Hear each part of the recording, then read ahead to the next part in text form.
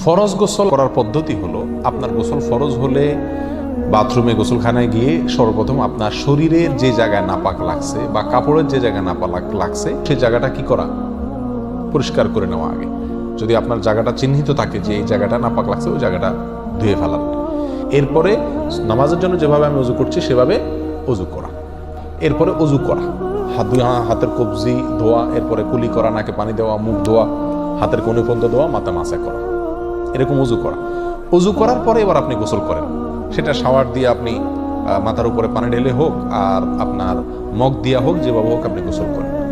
গোসল করা শেষ হয়ে গেলে, গোসল করে যখন বের হয়ে যাবেন, তখন যাওয়ার আগ দিয়া ওই যে পাও ধোয়া বাকি আছে হুজুর, যাওয়ার আগ দিয়া পায়ের ওখানে পানি ঢেলে টাকনো পর্যন্ত পাও ধুয়ে ফেললেন, বাস গোসল হয়ে গেল।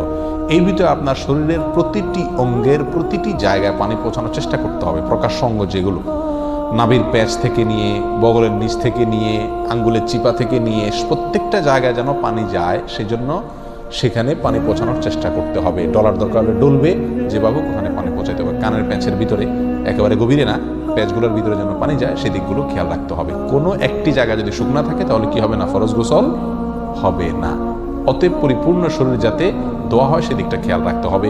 নেল পালিশ ইত্যাদি বা কোনো রং টং ইত্যাদির কারণে যদি কোনো আবরণ থাকে শরীরের উপরে, তাহলে সেগুলো সরা নিতে হবে, তা না হলে কি হবে না, ফরজ গোসল আদায় হবে না। কথা, প্রথমে শরীর এবং কাপড় থেকে নাপাকগুলো ধুয়ে নেব, এরপরে অজু করব পূর্ণাঙ্গভাবে, পাও ধোয়া বাদে। এরপরে গোসল করব, আর বের হওয়ার সময় দোনো পাও টাকনো পর্যন্ত ধুয়ে তারপর বের হয়ে যাব।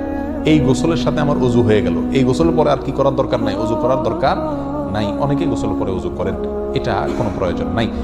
তবে কেউ যদি গোসল করা অবস্থায় তার পেশাব চলে আসে, অনেকে আছে পানির স্পর্শ লাগলে পেশাব বেশি আসে, তো গোসল করা অবস্থায় যদি তিনি পেশাব করে দেন বা অজুভঙ্গের কোনো কারণ তার ভিতরে আসে, তার বায়ু ছাড়লেন, তাহলে তো সেক্ষেত্রে অজু যেটা শুরুতে করছিল ওটা তো আর নাই। তাহলে তাকে আবার কি করতে হবে, নতুন করে গোসলের পরে অজু করতে হবে। এ হলো মোটামুটি ফরজ গোসলের পদ্ধতি।